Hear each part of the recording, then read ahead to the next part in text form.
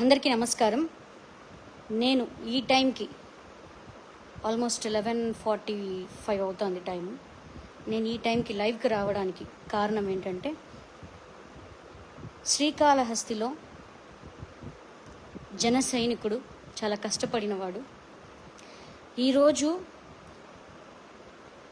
అతన్ని కొంతమంది కలిసి రాడ్లతో కొట్టడం జరిగింది.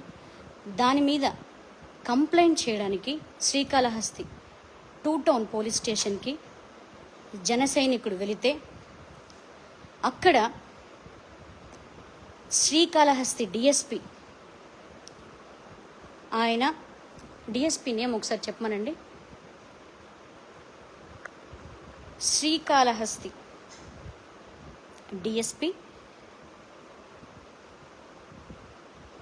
ఎంతో రాడ్లతో కొట్టిన జన సైనికుడిని కంప్లైంట్ ఇవ్వడానికి ఎమ్మెల్సీ చేసుకొని కంప్లైంట్ ఇవ్వడానికి వెళ్ళిన జన సైనికుడిని లోపల రూమ్లో పిలిచి బట్టలు ఇప్పమని చెప్పి చితక్ కొట్టడం జరిగింది.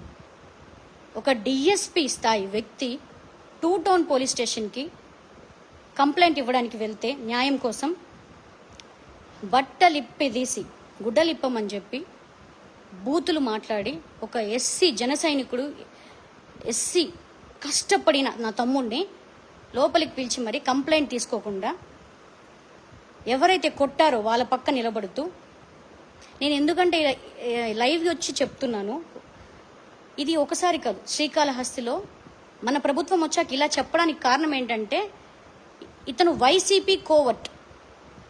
ఎందుకంటే ఇది ఒక్కసారి కాదు, ఈ డిఎస్పీ గురించి నేను చాలాసార్లు ఫేస్ చేశారు మన జన సైనికులు.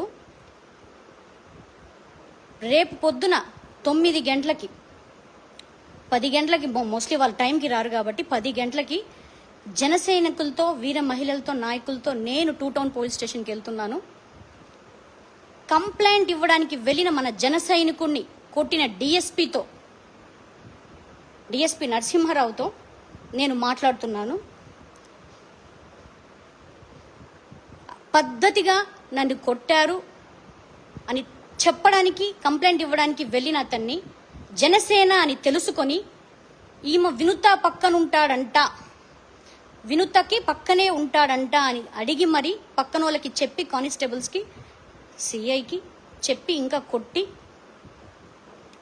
అతను ఆల్రెడీ రక్తం కారుతూ శ్రీకాళహస్తి హాస్పిటల్లో, ప్రభుత్వ హాస్పిటల్లో ఎమ్మెల్సీ చేసుకొని విత్ ఆల్ డాక్యుమెంట్స్ ఎమ్మెల్సీ చేసిన తర్వాత రిపోర్ట్స్ వచ్చాక ఎమ్మెల్సీ తీసుకొనే వెళ్ళి కంప్లైంట్ ఇవ్వడానికి నాకే ఫోన్ చేశాను. నేను కంప్లైంట్ ఇవ్వమని చెప్పాను. డిఎస్పీ గారితో నేను మాట్లాడాను, కంప్లైంట్ ఇవ్వని చెప్పాను.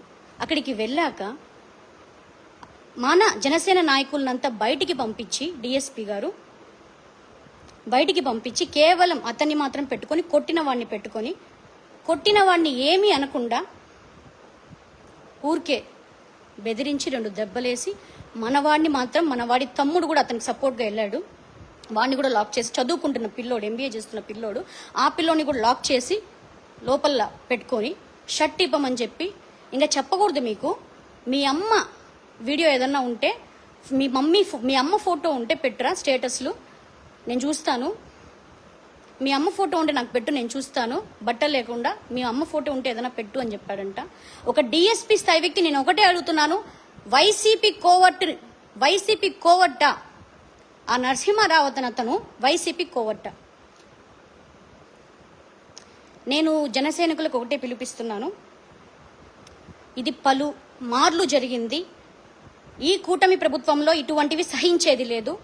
ఖచ్చితంగా ఈ వైసీపీ కోవట్లు ఎవరైతే ఉన్నారో, వైసీపీ ఫ్లేవర్ ఇంకా ఎవరెవరికైతే ఉందో, ఎవరికెవరికైతే పోలేదో, వాళ్ళందరికీ పవన్ కళ్యాణ్ గారు ఖచ్చితంగా తాట తీసేస్తారు, మంచిగా రుచి చూపిస్తారు.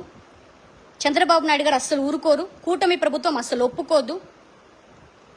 ఇంకా వీళ్ళకి వైసీపీ ఫ్లేవరు పోనట్టుంది. ఇలాంటి వాళ్ళు ఉన్నంత వరకు ప్రజలకి న్యాయం ఎలా జరుగుతుందో నాకు అర్థం కావట్లేదు. ఎవరికైతే ఇలా ఫేస్ చేస్తున్నారో శ్రీకాళహస్తి నియోజకవర్గం మొత్తం 4 మండలాల్లో 2 పట్టణాల్లో ఎవరైతే ఫేస్ చేస్తున్నారో పోలీసుల తరపున ఇలా బాధితులు ఉన్నారో వాళ్ళందరికీ 24 గంటలు శ్రీకాళహస్తి నియోజకవర్గంలో జనసేన తలుపులు 4 మండలాల్లో తెరిచి ఉంటాయని, జనసేన పార్టీ ఆఫీసులు తెరిచి ఉంటాయని తెలియజేసుకుంటూ, ఖచ్చితంగా మన జన సైనికుడు ఎస్సీ నా తమ్ముడు, అతన్ని ట్రీట్ చేసిన విధానం, ఎవరైతే కంప్లైంట్ ఇవ్వడానికి వచ్చాడో అతన్ని లాక్ చేసుకొని అతన్ని పక్కకు తీసుకెళ్లి, వాళ్ళ తమ్ముడిని కూడా ఎంబీఏ చదువుతున్న పిల్లోని పక్కకు తీసుకెళ్లి గుడ్డలిప్పమని చెప్పి కొట్టి, బెల్ట్ తీసి, డిఎస్పీ స్థాయి వ్యక్తి, డిఎస్పీ బెల్ట్ తీసి కొట్టి, బూతులు మాట్లాడి, క్యాస్ట్తో బూతులు మాట్లాడి, వాళ్ళ అమ్మది వీడియో ఫోటో పెట్టమని చెప్పి చూస్తానని చెప్పి అసభ్యంగా మాట్లాడడం. నేను ఎందుకంటే ఈ టైంకి ఆల్మోస్ట్ 11:50 ఈ టైంకి లైవ్ ఎందుకు పెడుతున్నానంటే, నేను ఫోన్ చేశాను, డిఎస్పీ గారికి ఫోన్ చేశాను, ఆయన లిఫ్ట్ చేయలేదు. ఇప్పుడు జన సైనికుడిని, నా తమ్ముడిని ఉరి హాస్పిటల్లో జాయిన్ చేస్తున్నాం, ఎమ్మెల్సీ చేయిస్తున్నాం డిఎస్పీ గారు కొట్టిన దెబ్బలకి. రేపు పొద్దున 10 గంటలకు నేను డిఎస్పీ గారి కార్యాలయానికి ఆఫీస్కి వెళ్తున్నాను. ఆయనతో మాట్లాడతాను. ఖచ్చితంగా మాట్లాడి ఈ కూటమి ప్రభుత్వంలో చంద్రబాబు నాయుడు గారి నాయకత్వంలో, పవన్ కళ్యాణ్ గారి, డిప్యూటీ సీఎం పవన్ కళ్యాణ్ గారి నాయకత్వంలో ఇలా చేస్తూ వైసీపీ ఫ్లేవర్తో, వైసీపీ అండ చూసుకొని ఇంకా కూడా అందుతాందేమో మనకి తెలీదు. ఇలా చేస్తున్న వాళ్ళని ఉపేక్షించేది లేదు, క్షమించేది లేదు కూటమి ప్రభుత్వంలో. ఖచ్చితంగా జన సైనికుడికి, ప్రతి ఒక్క నా జనసేన తమ్ములకి పవన్ కళ్యాణ్ గారు ఎలా అయితే ప్రతి ఒక్కరికి అండగా నిలుస్తున్నారో, మా అందరికీ, మేమంతా నియోజకవర్గ ప్రజలందరికీ ఎటువంటి సమస్య ఈ పోలీసులతో గాని ఎవరితో గాని ఫేస్ చేస్తున్నా మీరు నిజాయితీగా భయపడకుండా మాకు వచ్చి చెప్పొచ్చు, మేము నిలబడతామని తెలియజేసుకుంటున్నాను. రేపు పొద్దున 10 గంటలకు వెళ్తున్నాను, నాతో కలిసి అందరు రావాలని చెప్పి మన జనసైనికుడికి నిలబడదాం, అండగా నిలబడదాం. ఇంకొకరికి చెప్పుకోలేని వాళ్ళు చాలా మంది ఉంటారు ప్రతి నియోజకవర్గంలో. బయటికి రండి, సమయం వచ్చింది, బయటికి రండి. మనం ఇలా వైసీపీ ఫ్లేవర్తో ఉన్న ఒక్కొక్క పోలీసుల్ని ఏరిపారేద్దాం. మన డిప్యూటీ సీఎం పవన్ కళ్యాణ్ గారు మనకు అండగా ఉన్నారు, చంద్రబాబు నాయుడు గారు ఉన్నారు. మనం ఖచ్చితంగా న్యాయం వైపు నిలబడదాం. జై జనసేన, జై హింద్.